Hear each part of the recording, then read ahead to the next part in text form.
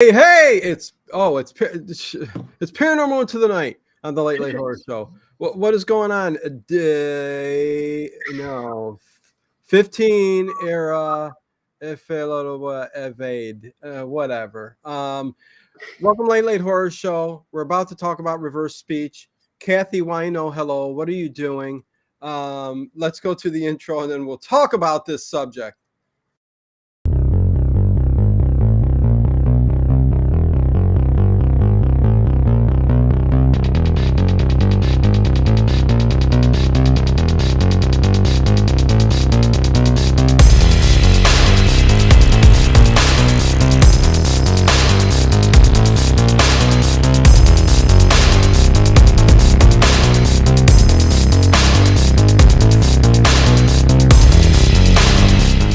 Is it just me? Or is it getting crazier out there? Well, there you go. Hey, Dino, trying to set up on my TV. Don't have my glasses on, so we can't see. Hello. No, I get you. Kathy, miss you guys in movie nights. Anyways, hello, everybody. Welcome to Late Horror Show. Paranormal into the Night on the Late Horror Show. Whatever you want to call it. We're remembering Art Bell, and this is going to be a different kind of episode because we've been doing Ghost to Ghost, right, Dave? We have been. And now we're going to do reverse speech. And first of all, what we think about it is what we're going to talk about. But let me say hello to everybody in the chat because this is a very interesting subject. Honestly, I'm not sure how much you looked into it, if it's still going on today, if people are really still into it. And I mean, this dude was talked about getting us some kind of Nobel Prize because of this research he's been doing. But anyways, hello, Edward Stewart, Bill Boyer, Connie Clary, Brian Kirkham. Hello, good people. Sweet Indigo, Kathy, as always. Big hugs to you. Harry Scott, Hi Boy Donuts, as always. Tune the news. Interesting. Yeah. So, Dave, let's start this off. And listen. No, we're not going to start this off yet. Hold on. We got things in the chat to settle. First of all, Connie, hello to you. And Bo says hello as well. Yeah. But Edward Stewart asked about your son and how well he did today. And so I'm going to go ahead and throw it over to you. Oh, did Edward ask? I didn't even see that, sure Edward.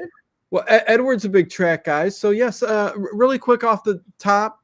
It's the first indoor meet for my son. He's a sophomore. He's 15 years old. And he freaking got the team won. There were like 12 teams, somewhere around there. And he had a fourth of the points. So that tells you how he did. Out of all the people there, this 15-year-old sophomore surprised me and came in third in high hurdles, the 55-meter high hurdles. Long jump, right there, just about right there at 20 feet. Out of everybody there, came in third place, only missed second and first by 2 inches. And they were older. So the kid's got 3 years here. So I am so proud. And pole vault still did great. So I am proud. He did awesome. Thank you for asking, Edward. Thank you to Dave for bringing it up. I am so proud. Southern Coke drinker Laura, what is going on? Good to see you. Yes, we're going to talk about reverse speech. Hasn't it gone back to like the Beatles, spinning the record around backwards? And I forget what the Beatles said, but something blasphemous. And Ozzy Osbourne, I think he was another, or Black Sabbath. Am I getting them mixed up? Led Zeppelin, Black Sabbath, all reverse it up, Beatles, all something about Satan and the devil and all that stuff. I don't know. Right. Yeah. Hogwash, David? The only person who is more hogwash is Major Ed Dames. Okay, so that tells me a little bit about Dino, always down with the kids. Yes, Edward. So that tells me you're really not buying what's going on there. Not 100%, because this guy, of course. Let's talk about him a little bit. All right. Yeah. David John Oates, not a member of Hall & Oates. No. And this episode is airs on September 23rd, 1990, where Yes. we're reminded of the audio quality that Art Bell demanded from his guests. Gotta Because love Art and his audio quality. Yeah. I think the first hour was all about Art saying, "There's a buzz. There's There's a a hum buzz." on your phone. Yeah. Oh, And he man. has them take the audio device out of there, and then David Oates says, well, I can't play these if I don't. Well, then put it back in. I guess we can live with it. Let's see if we can live with it. So Art, yes, it drives him crazy. It was so funny. And he's also, and I don't think he was stationed there, but he was just there for some type of trip. He was up in Alaska. Yeah. So, And that's where David John Oates is. So yeah, well, he does courses. Listen, again, like Ed Dames, he's got a book. He has courses where he's selling what he's doing, you know. And hello, John Swan, Brian Kirkham. I'm sorry, but if you play anything backwards, it could say anything. Well, I'll tell you what. David John Oates became a regular, semi-regular at the beginning there on the show. And then something happened and Art started talking about, he thinks it's hogwash. It's a bunch of bull. And he never had him on again. And then there was this big controversy with David John Oates where Art took him to court and somebody else too that was like stalking him and stuff like that. So there was a lot of court stuff going on and Art was suing and they were cyber stalking him and stuff like that. So what that was all about is a different show, but I'm just putting in context who this person is and with Art Bell and what was going on at the time. And I tend to think, oh my God, I tend to think there is a possibility that there's something to it. But I think David John Oates was full of BS. I really do. And if you notice throughout this show, which we're going to get to these reverse speeches anyways, because it's still interesting to talk about, whether you believe it or not. Listen, we don't know for sure, but they all revolve around a person, whether it's a president or something else. And it's like there's an agenda around the reverse speech he gets, Yeah. So that also plays a part into it. Like if he hates somebody, you better guarantee he's going to have bad reverse speech on that person. Right, Dave? Correct. I thought it was a little bit too much, like for instance, I want to take just a step back. Yeah. And we had done an Art Bell show a few times ago where we had GSI, the Ghost Investigators, and where you could listen to their recordings and we could, make up the words and things like that. That I totally believe and I'm totally into.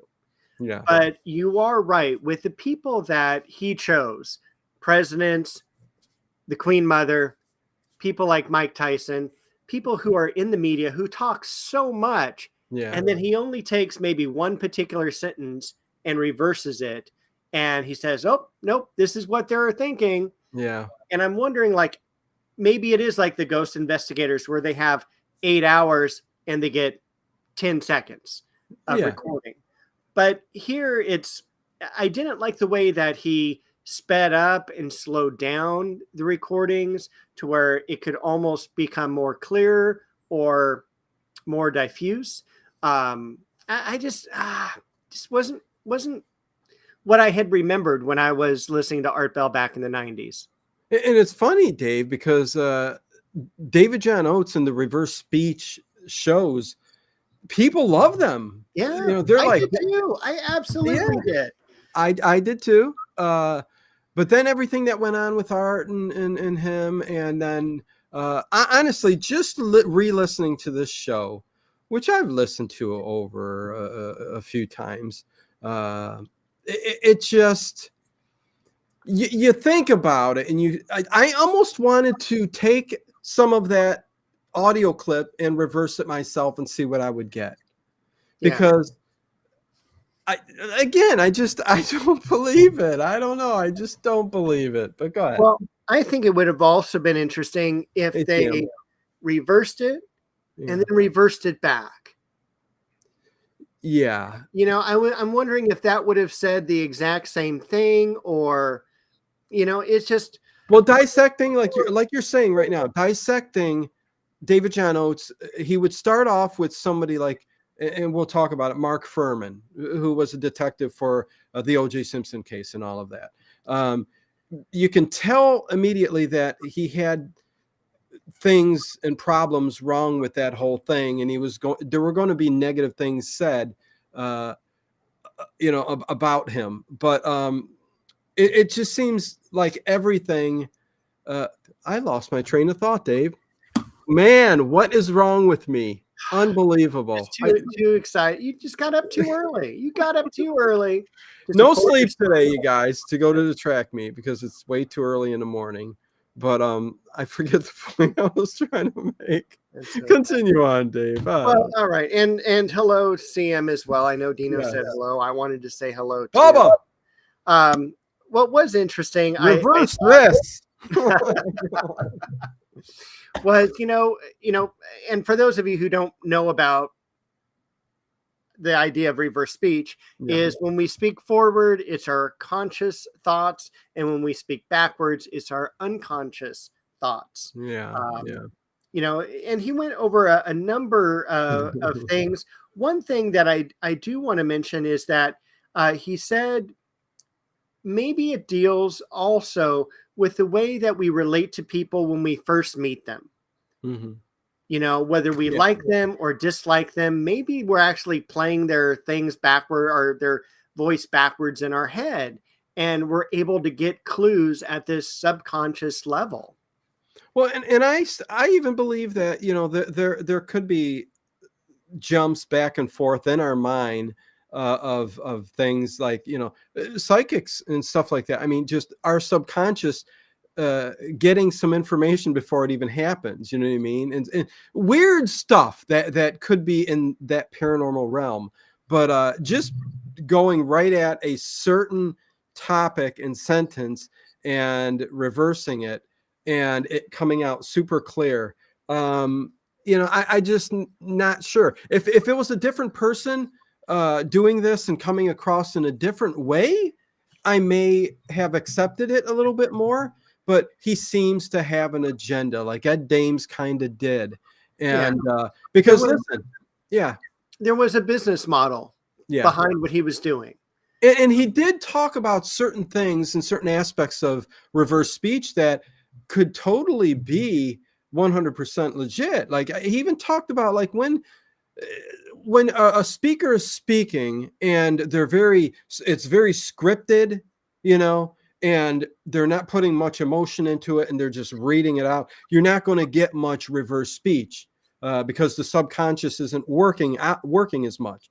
It's just reading. But when there's emotion and that tonal change in their voice, and you know that they're really thinking of something subconsciously, you know, like the O.J. Simpson case, you know, he's talking about this, but he's thinking of all the negativity around the case, and that's coming out in his reverse speech. So I can get some of that, you know. And that I didn't buy that because I'm thinking whether you write it or you say it or the inflections are at different parts. I mean, if you say, and I'm going to give you a Seinfeld reference here, these pretzels are making me thirsty, right?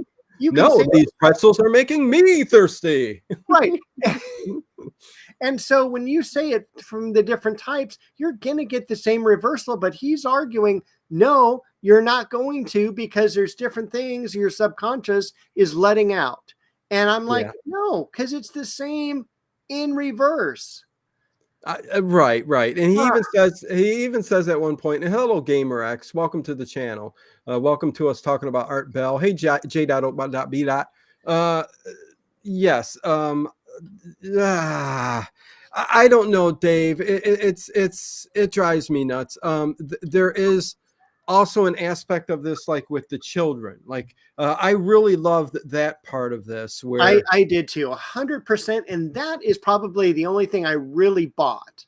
Yes, I do believe. Well, there was a thing he did too, where he says he got a lot of people sending him like reverse speech, and stuff. So it corroborated what he was saying. But whether that's just part of the storyline or not, who the heck knows? Hey, Trog, been a while. What's going on? And I will mention for Trog as well. I missed Art was George Norrie by the time I found Coast to Coast. Oh, listening sorry. to this, Dino and I just listened to a almost 3-hour episode of Art Bell, and there were so many commercials with George Norrie in it, and it just made me cringe every time I heard it, because he just like picked up on the coattails of how wonderful Art Bell was. Oh, and how many years is it later? 15?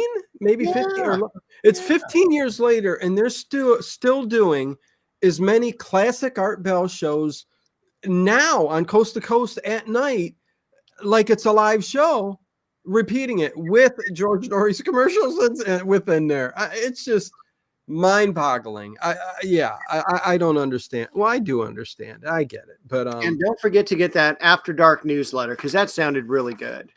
Oh yeah, well, I've yet to see a copy of it, but yeah, gosh darn it, I wish I had spent those 10 cents a day in order. Well, and there's those there's the you can still find the CDs of the entire website with all the images and everything. They're out there.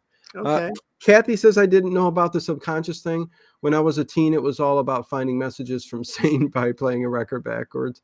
But also CM. It's even more bogus when someone tells you what you're supposed to be hearing, like EVPs. I don't know. I'm kind of all for the EVPs. Yeah, no, I listen, I know people who I've been with that have gotten EVPs in with me there. So again, if you don't experience it, you tend not to believe it. But to your point, a lot of them are hard to hear and make out. So when the person who took the EVP takes and tells you, listen, this is what I think it says. And that's after listening to it over and over and over and over. And it comes to mind and you go, oh, okay, that's what it says. Sometimes it takes a while for something to click in. So just letting somebody know this is what it says, you're going to hear that. I get that. But it doesn't take away the fact that there's an EVP there. Like you can, I like people who, when they play an EVP, they just play it. I'm going to play the EVP, then I'm going to let you know. And they did this a lot. And then I'll let you know what it says. Right. Or you tell me what it says, Art. Yeah. So I do get that. But EVPs, I think that's a real thing, imprinting on there, and it's a totally different topic whatsoever. Reverse speech, again, I just don't know. After David John Oates kind of stopped doing this, it kind of, you didn't hear about it anymore. I mean, there are still people trying to dabble in it out there, but it's not as prevalent as it was. I mean, heck, they were talking about giving the guy a Nobel Prize. I mean, he was going to bigwig, parties and everything else, which we got a story here. But yeah. We do. I want to, before we move on too far from the baby talk. Yes. Art's favorite one that David John Oates, because I keep forgetting his name because it's so weird. Hey, Mr. Gallagher and Shemp Hemp. What's going on? Welcome. I like that name, Shemp.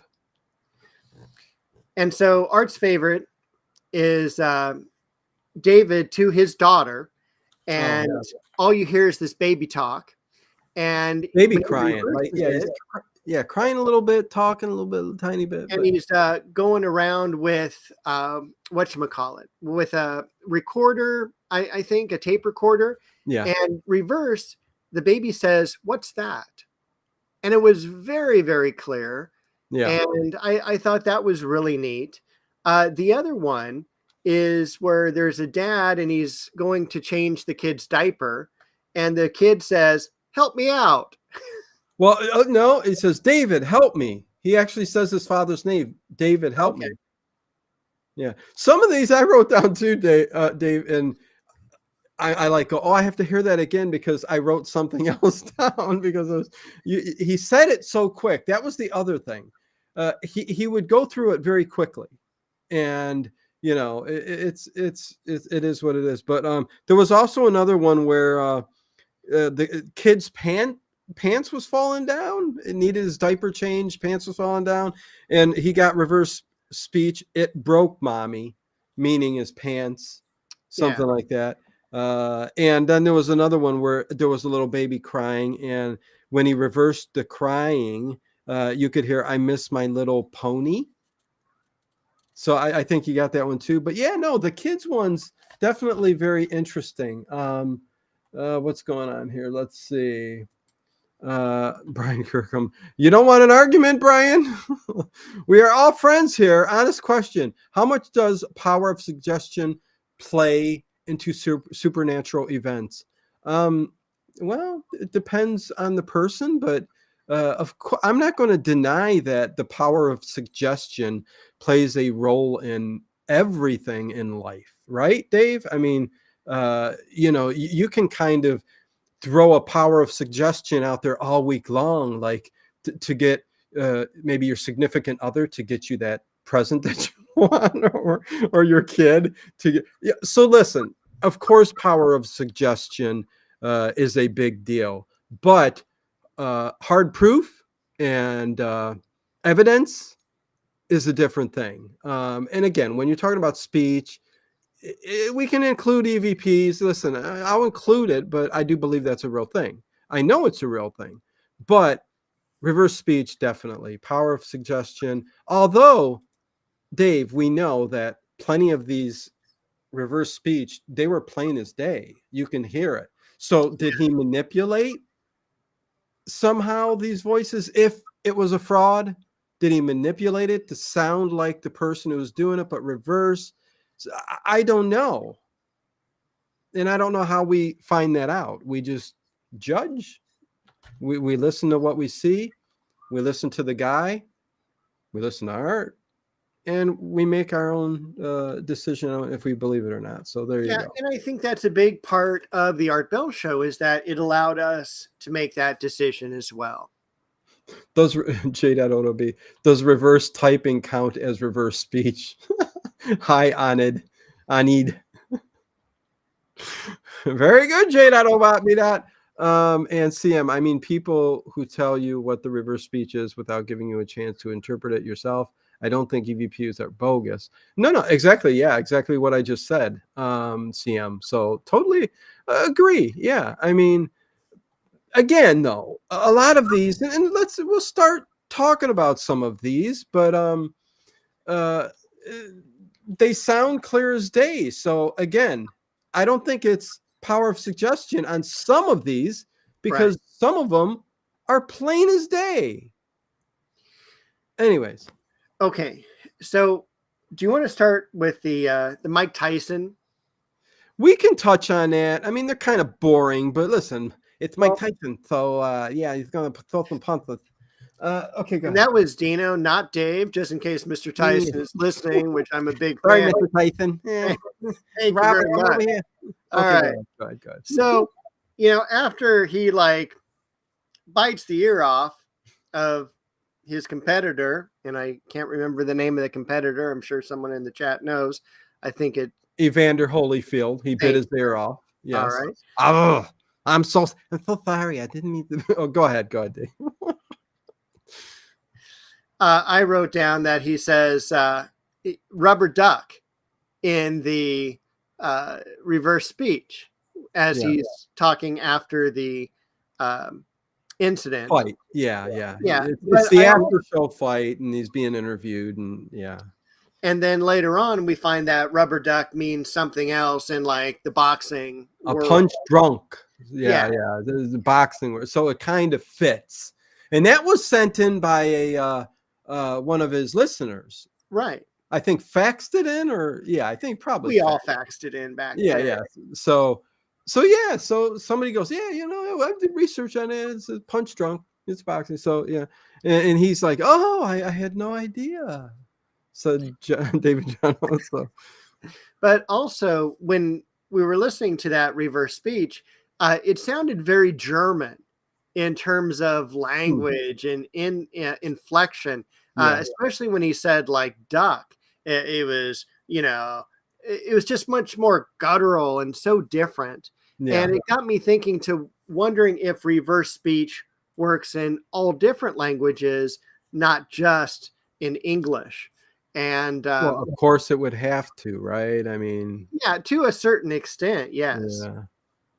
Even like the EVPs that were listen all over the country. I mean, if you're recording, and Ghost Hunters International actually went to different places in Europe over there, and they got like old Gaelic dialect, you know what I mean, and I think old German language and stuff like that. So it did fit for where they were taking the EVPs at. And Shemp Hemp, LOL. What fighting? Oh, fighting. I don't know what you're LOLing about, but okay. 666 backwards. This 666. It's a big controversy. Yeah. But yes. And he also had a couple other things where he says, yes, I'm not brave, because he was talking about during the interview, hands down penalty. I'm getting penalty for, because they were going to they're taking his license away, and they did for a long time. Maybe I'll find the way. That's another thing he said. And again, some of these sound a little bit better than others, but yeah. Yeah, but you also have like so much gibberish, and then you get that segment, and then you get a whole bunch of gibberish again.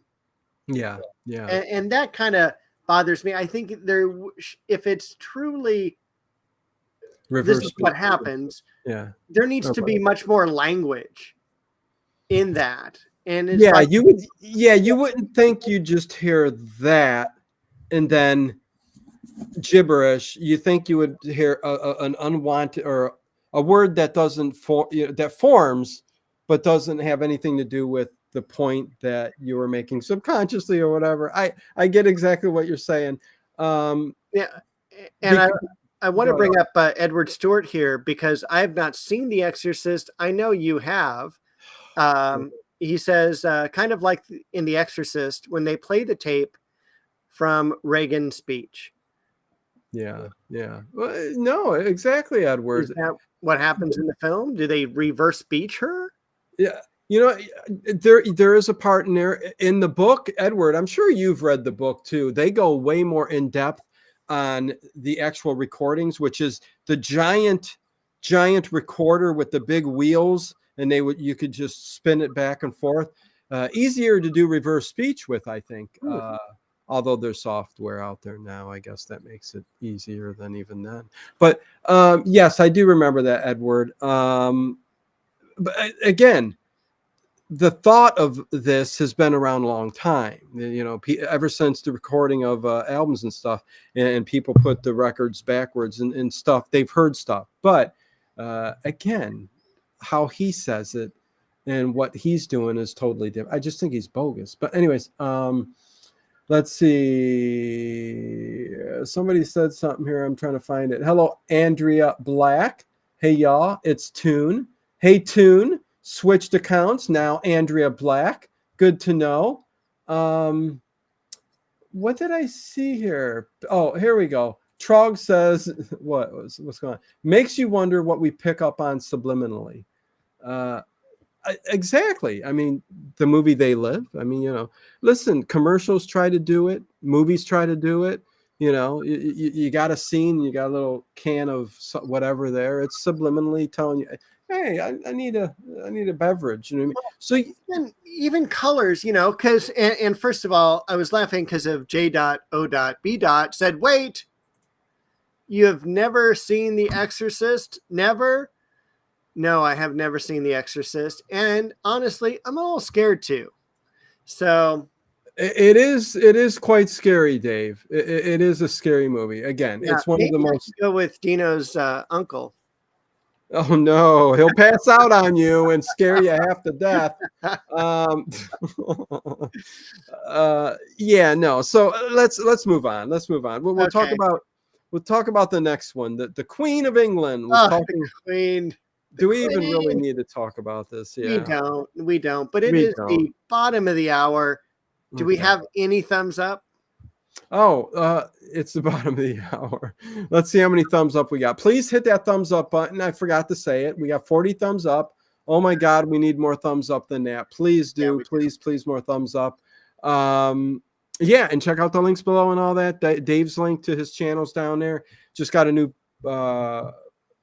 garden video out yesterday. Every Saturday it comes out. So there you go. Every Saturday I've got a new garden video. Please like the video there as well. At least watch it. It's a lot of fun. Me and my paranormal cat, Bo, who is just outside the window there sleeping on her own little couch. We walk around the garden, and I've been visiting some garden centers lately. Watch it with friends, Dave. The Exorcist. You need to watch it at least once, Dave. Seen it once. Okay. And then also next Saturday, Dino and I are doing another episode of Columbo.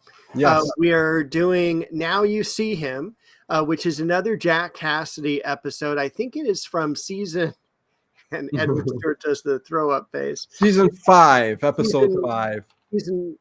5 and 5.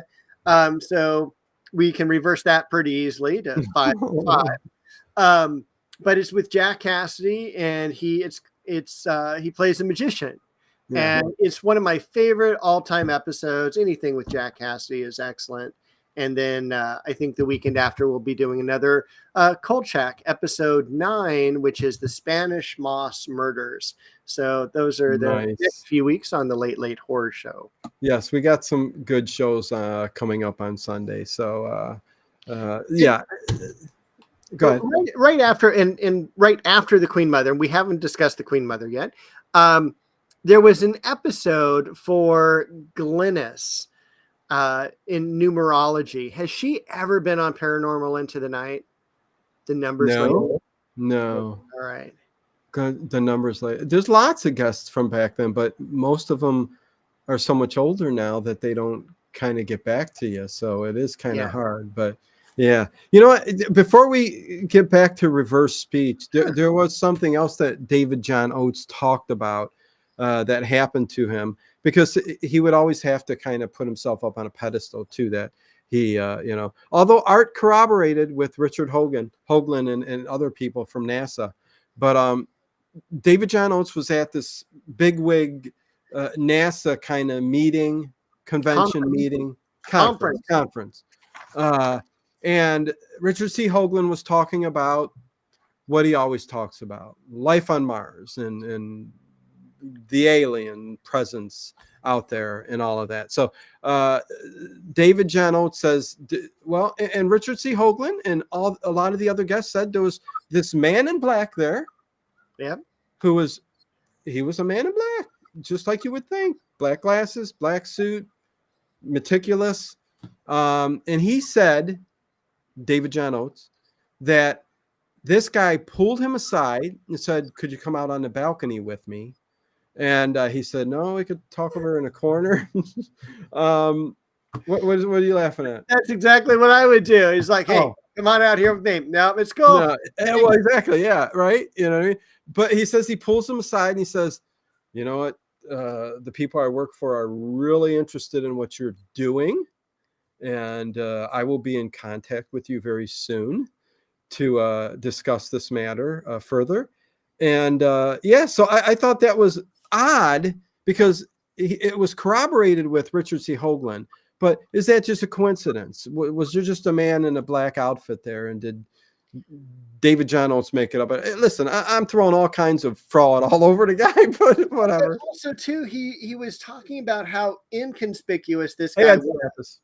And to me, a man in black is just going to be there 1 second and be gone the next. Yeah. But this guy was almost like a paid costume person to dress up and just to kind of go, oh my God, is that a man in black? Yeah. But I agree with you. It's like, I'm going to call fraud on this as well.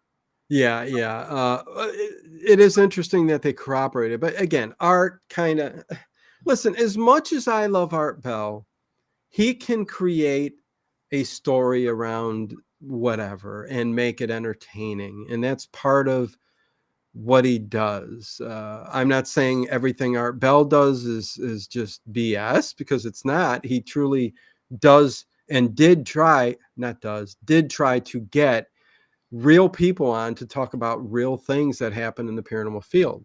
But there were times where this became somewhat entertainment also. And if it brought in the numbers, Art's going to roll with it and keep going with it. And it's up to us to go, that's a bunch of hogwash. But I'm enjoying it. It's fun. It's happy.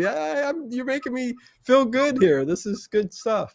But this guy, I tell you. Anyways, man, imagine if we were talking about Ed Dames the entire show. My gosh. Oh. What do we do now? Which one do we had a little bit from the Queen about Princess Diana's passing. Yeah, it was right after her passing. Yeah, and it was, I didn't write it down, but I just wrote down that whatever she said was very kind of sarcastic, knowing that she needs this.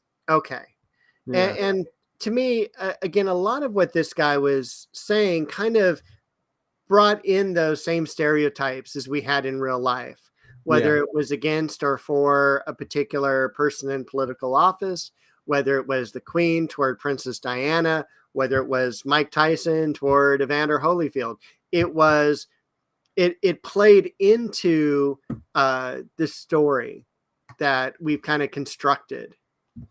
Yeah, and I can kind of see why Art kind of eventually said, you know what, the guy's kind of annoying. I think he's a fraud. He's lying, and and just quit having him on the show. I could see why he would get that after a while, because even though a lot of people love these episodes, because a lot of people just love to hear things, even if it's not true. I mean, sometimes, but it is.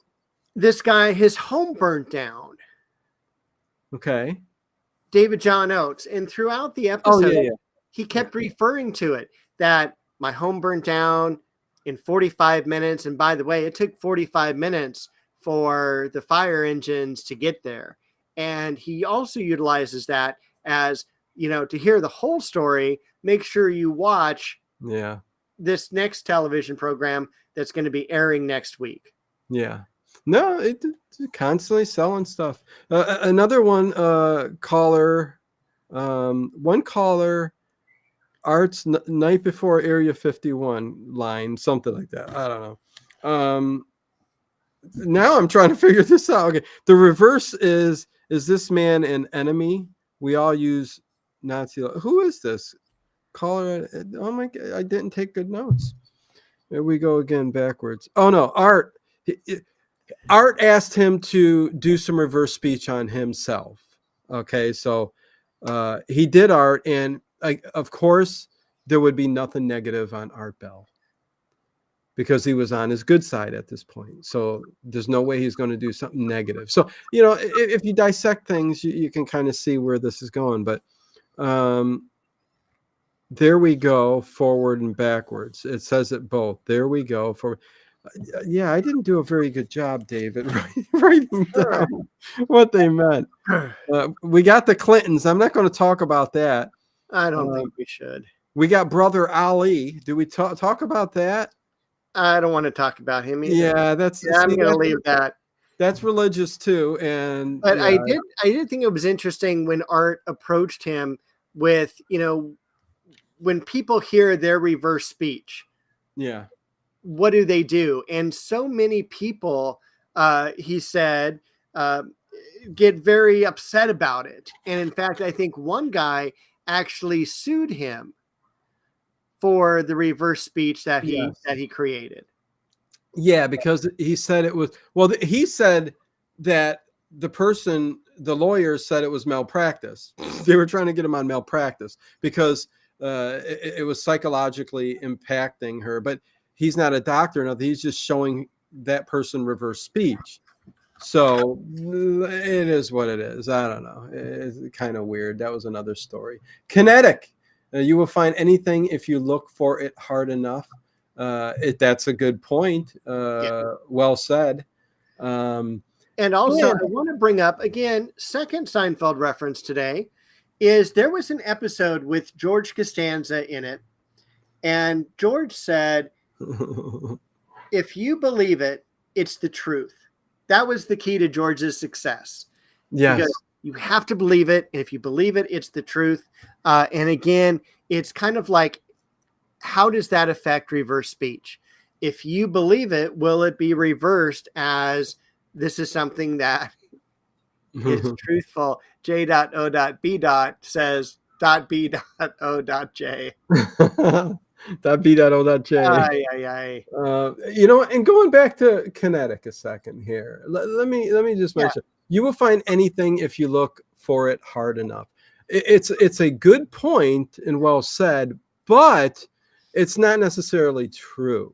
Can you find a blue M&M in a bag of M&Ms that has no blue M&Ms? No. So go ahead. I can, because I'm colorblind. Okay. And I can go, that sure looks blue. If you're watching a movie, okay, and it's an action movie, but you really want to find Keanu Reeves, but he doesn't play in the movie, you're not going to find him. True. So listen, there are exceptions, and I believe even this reverse speech thing, you look hard enough, you're going to find it. I would agree with you if it was unintelligible. Okay. Kind of like the EVP stuff, but again, I believe that. But these, you could hear the words, you know what I mean? So it's not about finding something and going, okay, I finally found it. He literally was reversing it, he says, and they were words, and you can plainly hear exactly what they were. So, I don't know. Good points, but it is what it is. I have a thick Southern accent. I talk to people every day who can't understand what I'm saying. I wouldn't even attempt to make understand backwards. Brian Kirkham. Yeah, no, I get you. I hear you. Will I find the fountain of youth? What? Are you asking me to look into my crystal ball? J.O.B. Anyways, where you want to go from here, Dave? We can Area 51 caller. Yeah, we might as well hit the good stuff. Yeah, let's do that. Because Art asked him to grab that Area 51 caller. Let's just do Area 51 in general, because I think we start with Steve, right? This is a guy who called in on a Area 51 line, and he was telling Art about him working there at Area 51. And I'm trying to find it. Do I got to go over here? Okay, Area 51. Steve is his name. He's an employee. And it seemed like David John Oates, because Steve messaged David John Oates telling him some stuff. I don't know. And then it seemed like there was some interaction there. And I think John Oates didn't really care for the guy. So everything he had on here was kind of negative. Right.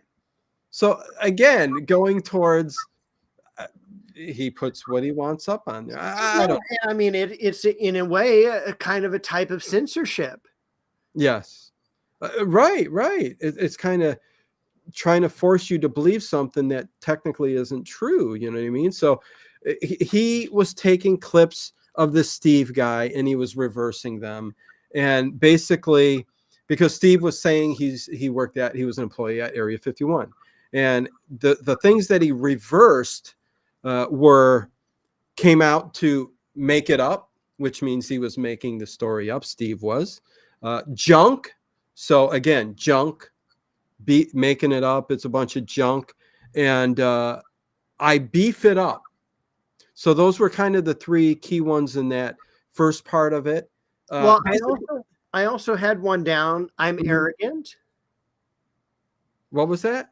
There was also one of the ones that he was mentioning said, I'm arrogant.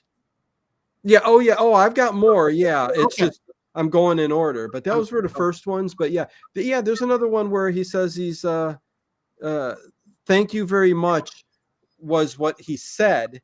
And when he reversed it, John Oates says, it said, I'm arrogant. And that was plain as day. That was clear. Yeah. So, talking Atlantis, he was also doing that when he called up to the next day, this Steve guy. He was talking about Atlantis, and he said backwards, it said, find the script, meaning the manuscript, whatever. I don't know. It is what it is. Yeah, but I loved he did catch Art Bell in one of his questions saying, be honest. Yes. Art Bell was on there, and he said, you were told to come on. Wait, is that what it says? Or be honest? Yeah, you were told to come on, and then the reverse was be honest was in there. So yeah. There you go. Art also speaking to Steve.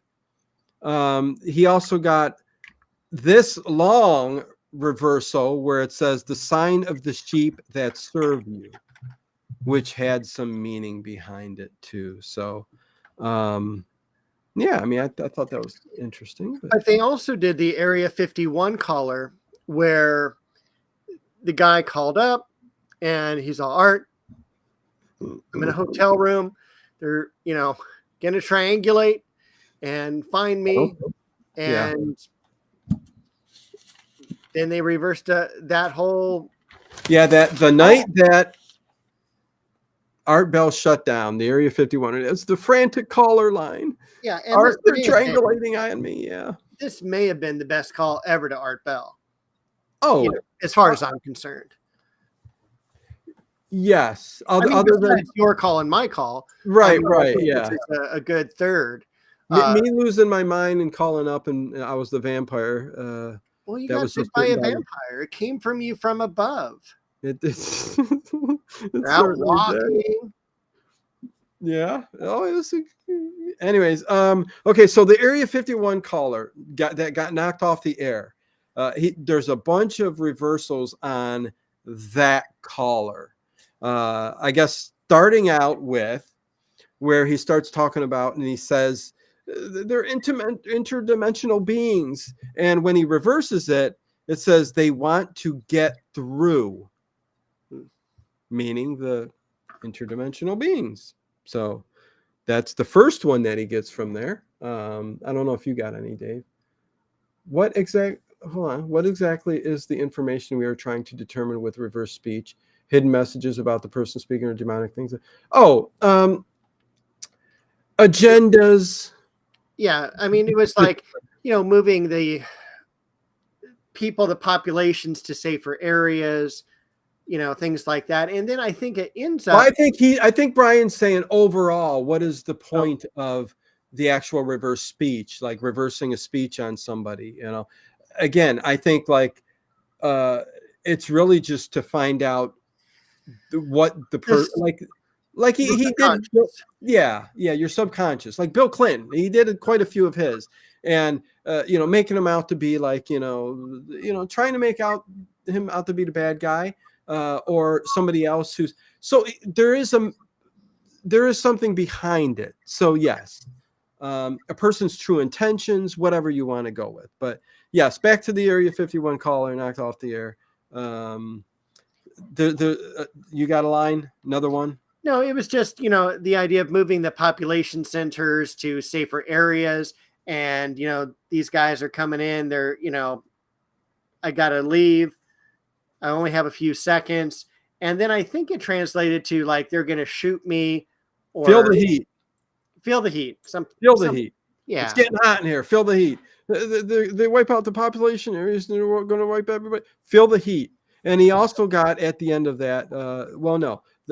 After he was crying at the very, very end, where he gets cut off, you hear him for a split second and then he gets cut off. He reverses that and he says, "Gonna get shot." So they're getting ready to come and break him, and then Art Bell goes off the air. That was interesting. I mean, that was kind of, and it sounded like it, but but there was also another one, Dave, where the governor knows about them. This was the same caller that called in, the frantic caller, and when he reversed it, they're shielding off the room, something like that, and they want Okay, so yeah, I think that's the majority there of that at the moment.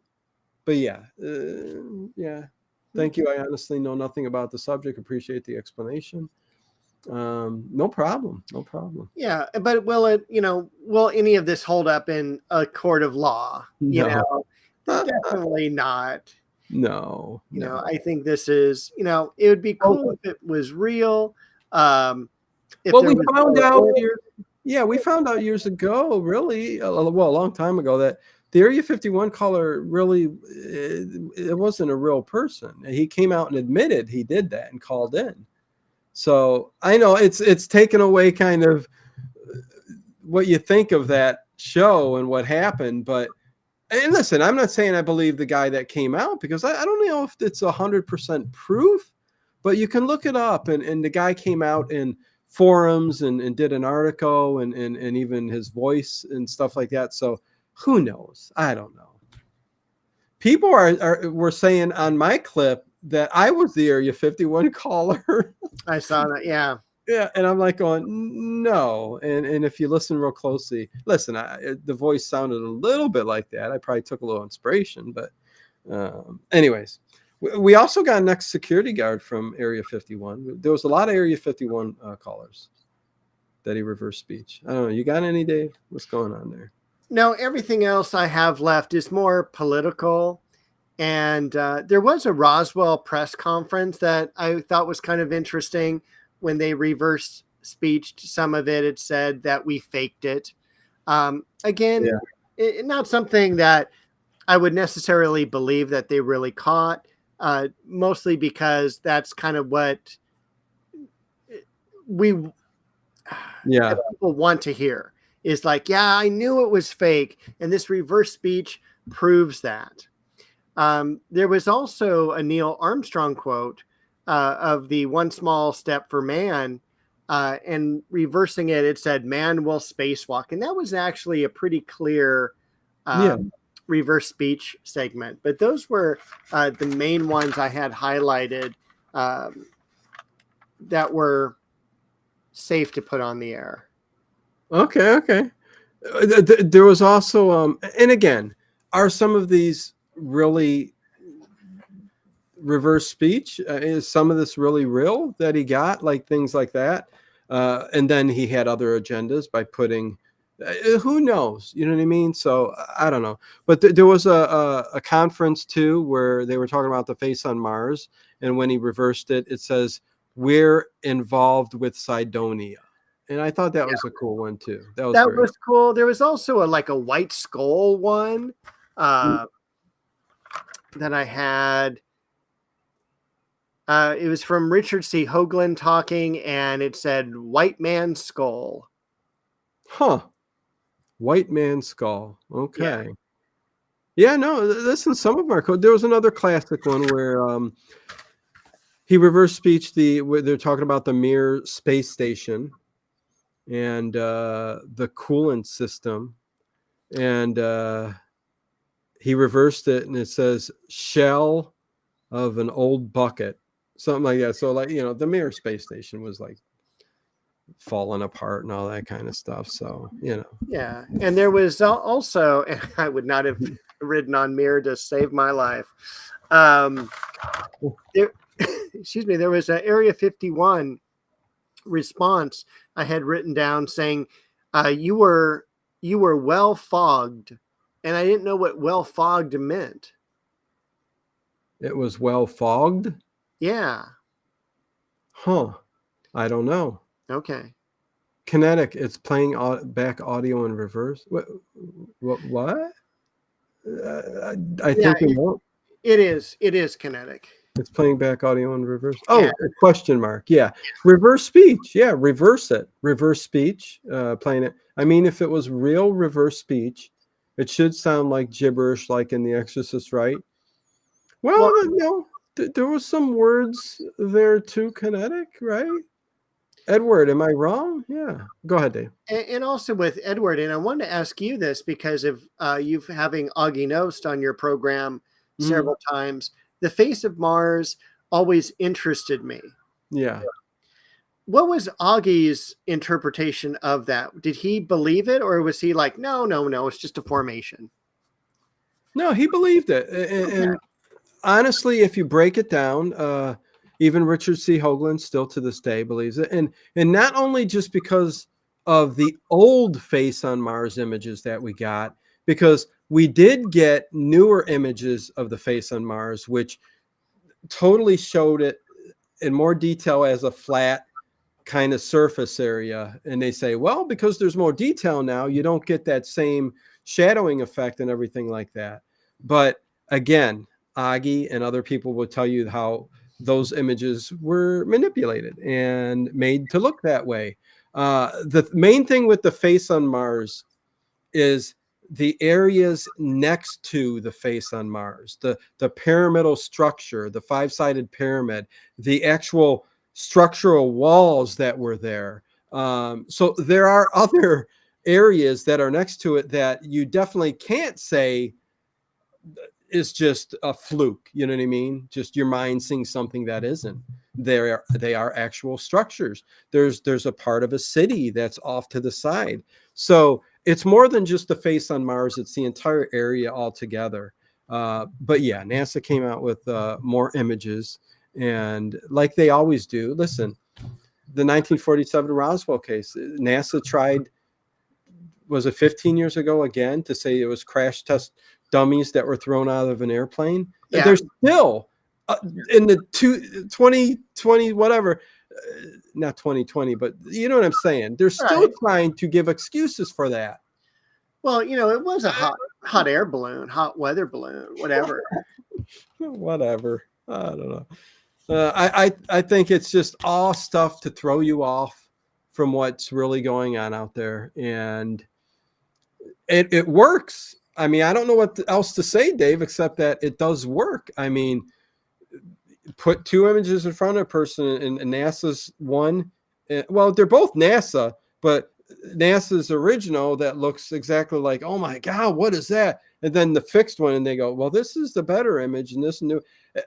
There's just, it's to confuse you. It's to make you go not believe what people are putting out there or finding.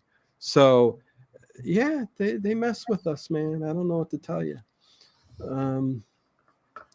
I mean, the speech before it is reversed would sound like gibberish, kinetic.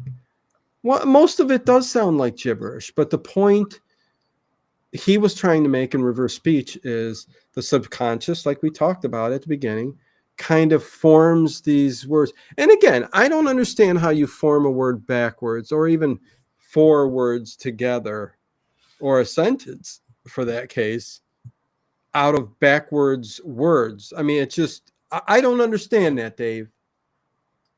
It is very hard to understand. But look into it, people. I don't know what to say. Look into it. Can I name some of the Art Bell past guests and have you say how? Yes, let's move on from reverse speech. Yeah, I'm kind of done with reverse speech. Yeah, the hell with David John Oates. Yeah, we're done with him. Yeah, go ahead. Yeah. Throw out some guests. Yeah, definitely. All right, the first person, because he was mentioned in our episode today. And by the way, do we need any?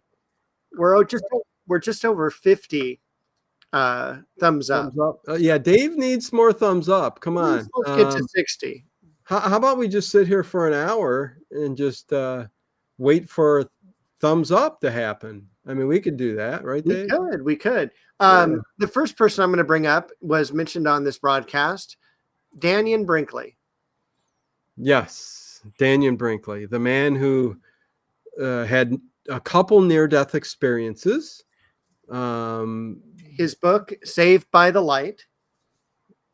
Yes, where he recounts his journey after dying, and where he was confronted with light. And so I truly thought a true near-death experience. And the guy was struck by lightning while on the phone during a storm, and truly has the effects. His whole body was burned, and to the point of not being able to grow hair, is scarred. 100% true. He knew things that, when it comes to being a psychic, that nobody else, would know, especially Art. Art would say that. And people could say, listen, Art and him, they had that going. No, he would tell callers things. Yeah, but I would also think that, like, every time Daniel was on with Art, it was really like two friends hanging out Laura, together. hold on. Laura, Southern Coke drinker Laura, this is beyond me. Y'all enjoy. Are you mad, Laura, or are you just not comprehending? I mean, we're here to just discuss and kind of, have fun while talking about different subject matters. So yeah, I'm not. Yeah, you sometimes you seem like you get mad in the when you just don't get it. So I'm just wondering, Laura, what's going on. But sorry, you're not getting it. I mean, it's just, I tell you, breaking it down, it's reverse speech, and you get a sentence backwards. I mean, that's as simple as it is. Like you heard with the Beatles and stuff like that's all it is. But it's a guest that was on the Art Bell show, and we're kind of telling you he's bogus. So that's it. We're remembering Art Bell. Hopefully we'll see you on the next show. And feel better, Laura. Much love to you. But yeah, Daniel Brinkley, totally 100% real. Didn't mean to cut you off, Dave. That's okay. No, I just felt that, like, he and Art had a very personal friendship as well on the air. I enjoyed every time he was on. Yes. And he had died for like nearly 30 minutes. He was dead. Yes. You know, and he it's just amazing what happened. Well, and he goes on to tell his whole life story where, I mean, his life beforehand, he was an a-hole. He said it. He said he was just the meanest man on the earth. Having this happen to him, of course, changed everything. And the one thing with Daniel Brinkley, which I still think he's alive. Did he pass away? I'm not sure. Yeah, I think he's still alive, but he dedicates his life to people who are dying. He goes to nursing homes, to hospice, and tells people and talks to them and comforts them in their time of need. And this, I mean, it's a story that you just really, I don't think you can deny. I mean, so anyways, yeah, that's what my thoughts on Daniel Brinkley. Okay, cool. Another person would be Terrence McKenna. Terrence McKenna. Oh boy, Dave. Kind of a mystic person. Yeah, you brought up something that's. You want to take a pass on that? Okay. Well, I mean, Terrence McKenna, he was a guy who took hallucinogenic drugs, like ayahuasca and stuff like that. And listen, we can get into Native American history and where they did somewhat similar things to get themselves in a state, to get to another place, to experience their loved ones in the afterlife, or summon whatever. I mean, there's different interpretations of it, but when it comes down to it, honestly, Terrence McKenna was a man who had a lot of knowledge, talked a lot of good things, but it was all about the drugs. And in the end, that's kind of what did him in. But yeah, it's something I don't believe in. I think it's just another excuse to take a drug, to get high. Listen, I'm telling you how it is. And many people would disagree with me and say, no, the ayahuasca, mushrooms, anything, any kind of hallucinogenic like that takes you to a different place, takes you to a different level, brings you peace. And you know what? I think it's a bunch of BS, Dave. A drug's a drug. A hallucinogenic is a hallucinogenic. If you want to do that, learn to astral travel, learn to meditate. You don't need those things to get yourself into that. If anything, you could possibly kill yourself. So anyways, yeah, you can move on, or you can say whatever you want to say. Well, I was just going to say, the one thing I did like about Terrence McKenna was that he did do the traveling. He did visit these places. He went to Nepal and things like that. So there was a little bit of, boots on the ground research as well. I would tend to agree with you that, the excessive drug use is probably not the best thing. No. He did die at the age of 53. So cancer, I do believe. Yeah. And coming from the use of drugs. And I'm not saying that as a fact. That's just my opinion. And kinetic, yes, you're bringing up the point. You know it very well. Everything about it. DMT, that is the specific ingredient that they use. But listen, I still think it's bull. I think it's a reason. Anyways, we'll move on. Okay. All right. Our friend Robert Bigelow and Bob Bigelow in the Ranch. Yeah, the Skinwalker Ranch. It's funny. The guest I'm going to have on, Katie Page, in a couple weeks, is going to be talking about Skinwalker Ranch, which again, she's been on the Travel Channel, many other shows, Coast to Coast, all that good stuff. She's going to talk about Skinwalker Ranch, and she's going to also talk about Clearview Ranch, which is a ranch that was talked about before Skinwalker Ranch. So that's going to be an interesting subject. But to get to Bob Bigelow, unlike what's happening now with Skinwalker Ranch, it's become kind of a fiasco, if you ask me. It's a very interesting show with the new owner of the ranch. That's a separate topic. Bob Bigelow himself, if he truly got, and he hired, and the dude's maybe a billionaire, I think a billionaire. Oh yeah. Billionaire. And, lots of aerospace money going there and all that stuff. Lockheed Martin, all of that stuff. And so he's very reputable man. If he wants to spend millions of dollars on researching Skinwalker Ranch, which he did, and he hired NIDS, National Institute of Discovery Science, where they hooked up, just like they're doing now, cameras, every kind of instrument you could possibly get. Man, you would think it's the real deal, but man, with what's going on right now with the ranch, Dave, it brings into question. But if a billionaire puts money into it, there's got to be something going on there. So, and all the newspaper clippings, the people, the Native American lore, there's stuff going on there. I believe it. It's all true. But Bob Bigelow never released any information or footage or anything that he got. He kept it to himself. It was so important for him to find it and see what's really going on, but not let it out there to the people. It's that kind of stuff that just pisses me off and gets me so mad. I'm like, yeah. It's like the Bigfoot people. Hey, we've got this map. Yes, in Art Bell you're talking about. Yeah. Oh yeah.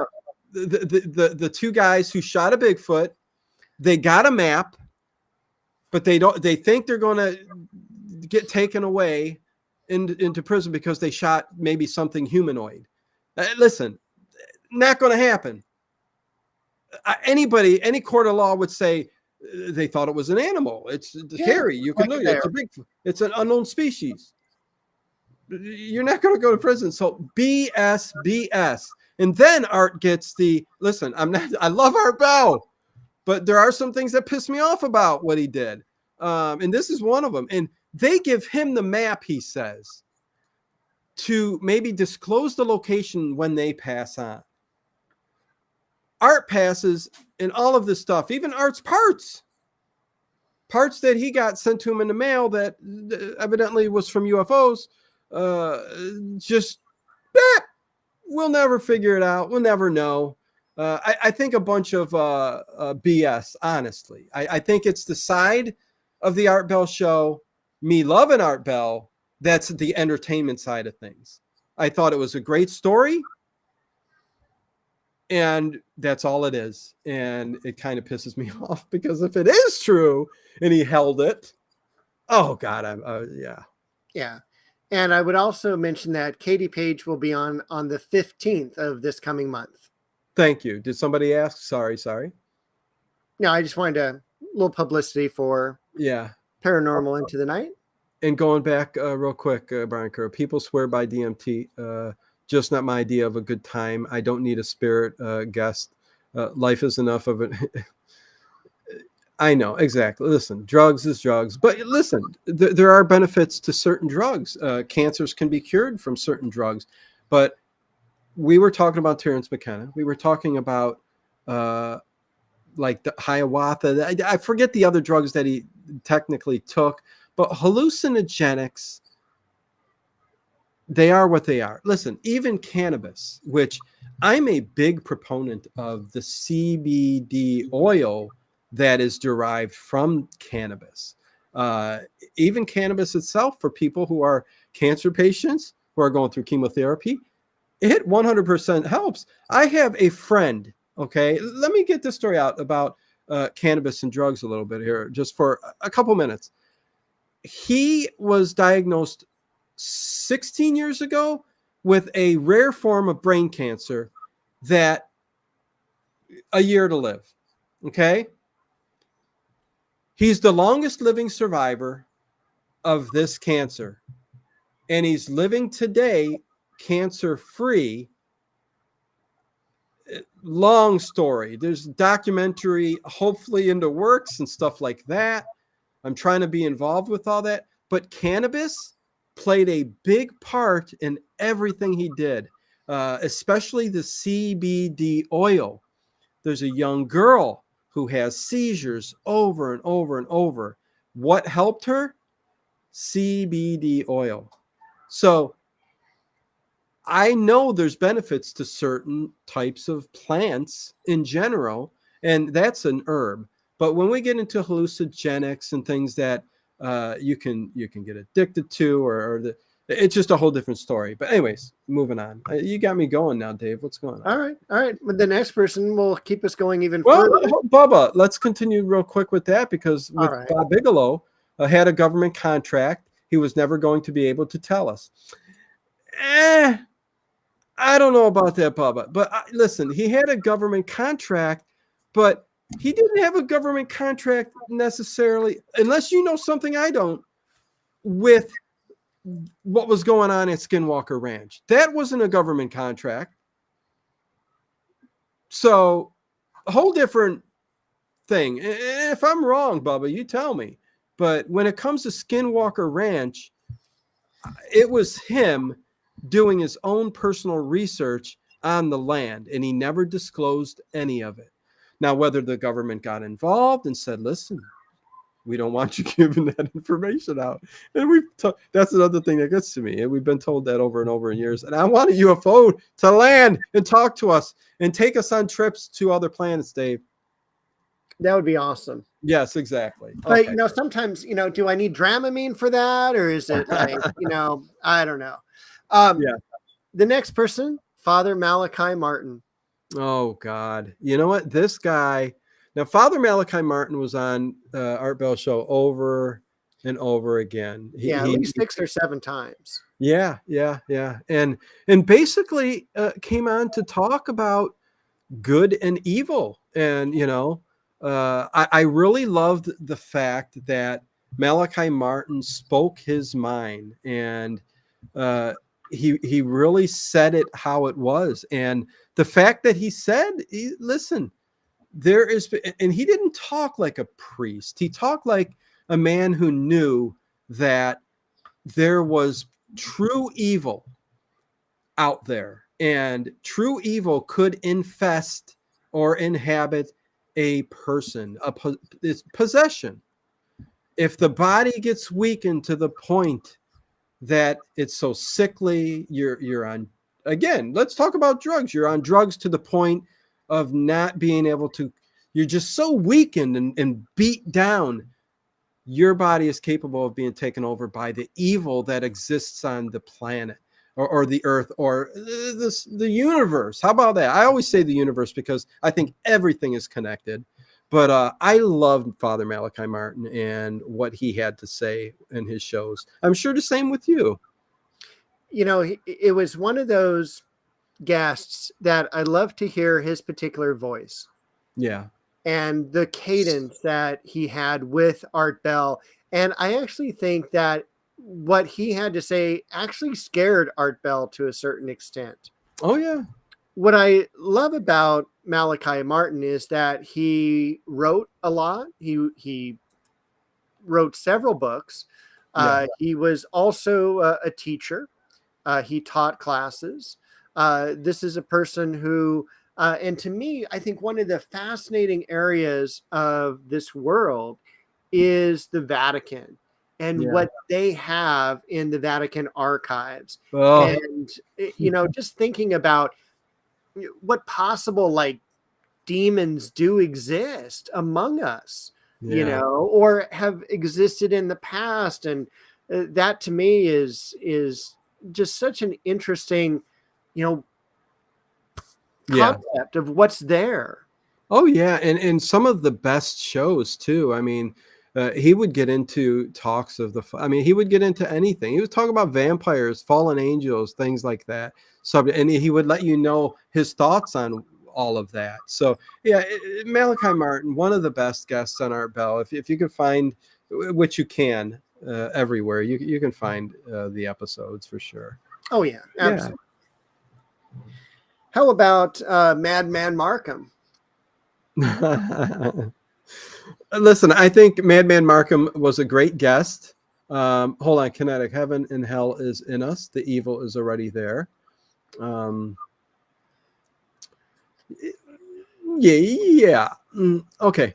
Madman Markham was part of the Art Bell show that was the entertainment side of things, I think. I really do. I think Art Bell saw a great story. This guy calling in, talking about time travel. He even got put in jail because the guy's nuts. He's connecting to power lines and stuff outside, So I think he made a great guess and it was a great story. And then when he disappeared, people are like, oh my God. And Art's like, this is going to just, it's gold, right? It's gold. Is there any shows right now that even have people on like that? No. Even including George Norian Coast to Coast, who took over for it. But yeah, there was nothing like it. But I do feel that Harlot, the whole show was disturbing. Well, let's talk about Harlot the Witch. That's well, Dave, your thoughts on Madman Markham too then? I love the idea. Yeah. And I love the accent he had. Yeah. I love just the thoughts of time traveling and motion and all of that to me was so great. But you are right. It is the entertainment side of Art Bell, where it's like this guy is as fake as anything, as a Hollywood set. And it's not that Art Bell was like doing it on purpose. He just knew it was a good story. And he let him tell it. Right. Oh, absolutely. Absolutely. Go on. Sure. It seemed that, it's like one of those people, it's kind of like a hillbilly Bob Lazar, because Bob Lazar is so smart at putting things together. And this guy seemed like he was too. He goes, well, you just take this radiator here and you put it in, and this is a reverse, capacitor. And he starts like really just going on, and you're all like, yeah, that sounds great. And then it's just like, no, it's not real. It kind of reminded me a little bit. And one guest I'm actually really kind of angry he did not have back on, of course, was Dallas Thompson on his way to the center of the earth, which the guy himself, I think, is very fake. But the concept again of inner earth and central earth and middle earth and all that type of stuff, to me is very real, that we know very, very little really about our planet. Oh yeah. And the inside of the planet itself, and I'm not going to get into that whole, because there was a research done technically back in the 40s or I think the 40s. Yeah. Somewhere around there. 30s. And by the military to seek, and they found this whole, but again, if you go to the deepest depths of the earth that we can get to right now, you can find light You can find plants that emit their own light, things that emit their own light. So could you just imagine a vast cavern of just a sun? I'm just calling it a sun, but a giant light source that is lit up by a giant light emitting whatever, like we have at the deepest depths of the ocean, right? I mean, so the concept is just great. It really is. I'd like to talk about Bob Lazar real quick if we got time, 9:20, but Happy Feet Gal, hello. Good to see you. There was something you said. Oh, Harlot the Witch. You said Harlot. There was an episode where this woman came on, Harlot the Witch, and it was one of probably the most disturbing episodes, I think, of Art Bell and his. It's also like The Exorcist, one I never saw, never listened to. Oh, yeah. I listened to subsequent nights, and I've never heard this before, where people literally calling 2, 3, 5, 7 days later were going, man, that was one hell of an episode. Well, when a kid's involved, and that's kind of what was going on, her son, basically saying, it doesn't matter if my child is good or not. I made sure that he will be given to the devil. But it was just very disturbing, what she was saying and not caring. And listen, for all it's worth, she could be just some crazy loon too, who had a story to tell. And that was all part of the, who knows? I mean, do I buy her story? She seemed legit. And it was one of the most disturbing episodes, but yeah, definitely one for the books, I tell you. Night Fright Talk Show, talking about Svengoolie.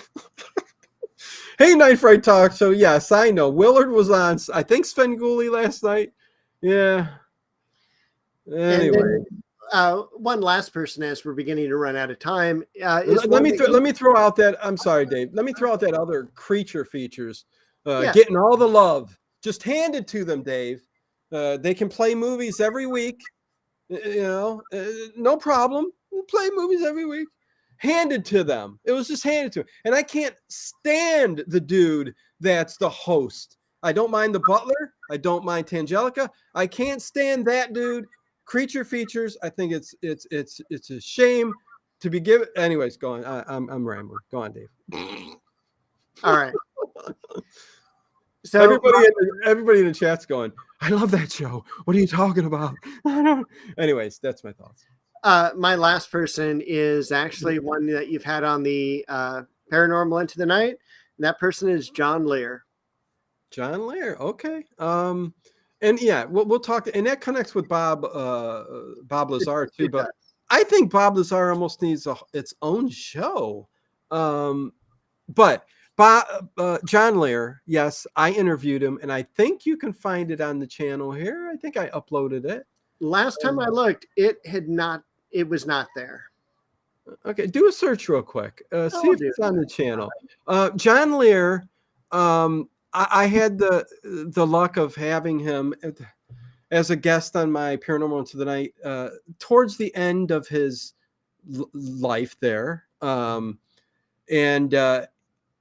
Boy, it was tough because John Lear at the beginning. Listen, he's an airplane pilot. The Lear jet. His father created the Lear jet. And hey, Cyberpup, take care, CM. See you later. Haven't watched Creature Features since joining here, Edward Stewart. Yeah, listen. Anyways, John Lear. I'm trying to think of whether to talk about when I interviewed him or what. He sounded very. Okay. Hold on. Yeah. First of all, it's not on your channel. Okay, dang it. It needs to be put up there. Okay. Second, because I have been a listener for all of these years. Yeah. And you told me there were mechanical issues. There were audio issues at the beginning of that. And John Lear's like, yeah, this is what happens when they know I'm going to be. It was weird. Yes, you are correct. And I will put that show up. I thought it was up there. I put classic shows up there. every now and then, and I thought that one was up there. But John Lear, when I did interview him, we were on at first on video through Skype, and there was a strange, I don't even know how to explain it. There was a strange like clicking sound, and I'm like, it's just a strange audio sound, and I kept saying, again, I don't think John Lear was making that happen. He could have, who knows? But he goes, yeah, this happens every single time. I don't know what to tell you. And so I got him on the phone. So I was able to do it that way, and it didn't happen again. But he was, in the interview, he really let loose that I talked about with him on everything. I mean, just think about looking up in the sky right now towards the moon. He says that there are giant football-sized mirrors up there all over with ships behind them, basically parked behind these mirrors, keeping and, doing things on the earth, experimenting and this and that. It just seems so far-fetched, you know what I mean? And I don't know if it was just his age or if it was listen, I don't know. The stories he said sometimes are bizarre, but they're very interesting. I don't know, Dave. That was one person that I would love to have, after he died, cleaned out his house. Oh yeah. Check on his computer. I mean, I've seen him in a couple of interviews where he's surrounded by so much debris. Yes. It was like, George Knapp, in his office being a reporter. It felt very much like John Lear, and knowing that he got dragged out to the desert with Bob Lazar going, hey man, look up, look at all those, that UFO and these test vehicles and things like that. And it's just, he was firsthand witness to that. Well, he was convinced that, everything that we hear is going on. There's a faction of alien species that are interacting with our government. And no doubt about it, he says. We have ships, we have UFOs, we have back engineered plenty of things. We get help from them, And again, I kind of believe, where did the leap in technology and a lot of this stuff in the past 100 years come from? You know what I mean? Fiber optics to whatever. I mean, well, 5 generations ago, we're crossing the United States in a wagon and on horses, and now we're going easily to other planets. Yes. Well, and then we get in the topic of, why aren't we going there now? Or are we, and we're just not being told about it, because people believe that too. So who knows? I mean, there's many different reasons. But yeah, John Lear, he definitely, I believed him. I mean, I really do think he was involved with a lot and knew a lot. The thing that got me too was, he did say something that, and I'm going to repeat it here because it's one of the most bizarre things that I've ever heard him say. He said there's a tower on the dark side of the moon, on the other side that we don't see. There's a large tower that basically shoots out souls into the universe. I mean, why our moon? I don't know, but it shoots out souls, and that's what he says. It's his exact words. And I just found that the most bizarre thing, and something that is hard for me to understand or even to believe. But I don't know. It's something. It's like everybody forgot about that UFO hearing in Congress. Listen, Kinetic, when Katie Page comes on, I'll be talking about this past year where the governments of Canada, US, and others admitted to UFOs being shot down and crews going to recover them. This was on the news. CNN was hearing from the military saying they're going to recover it. And then we get they didn't find nothing there. So the story, you know what I mean? But well, I just remember year has been insane. Being right behind those, government officials. Yeah. Front row and center. We got George Knapp. We got well, everybody, yeah, Bob, you go, John Layer, Bob Lazar, George Knapp. I mean, the list goes on and on with people who have, talked about this over the years. But when you actually see it on the news and governments are actually saying yes, and they're sending crews out to this crash, it's just insane. It's insane. And I'm going to be talking to her about it on specifics. But yeah, Dave, it's 9:30. All right. So, you saw him tonight. Tonight is Michael Shane all night. So good old detective show all night long. Michael Shane, haven't played him all night long in years. So I'm going to do a Michael Shane tonight. Timestamps. So there you go. I know everybody likes the timestamps. You can hop around that show. Click. You know what I'm saying, Dave? Yeah, I do. 100%. Okay. Back in Black. There you go. Yeah.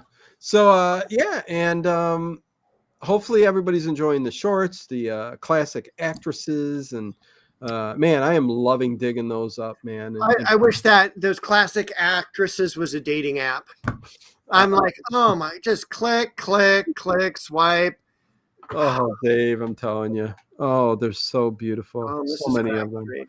I'm learning a lot too from them. But anyways, yeah, so that's it. I checked to, let's see.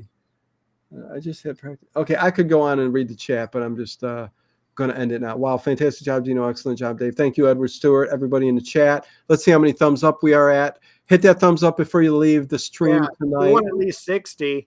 Yeah, we got 60. All right. We got 60. So, so that's going to be it for tonight. Columbo next week. Columbo, yes. And then Kolchak. So fun. I can't wait to watch those episodes. Until then.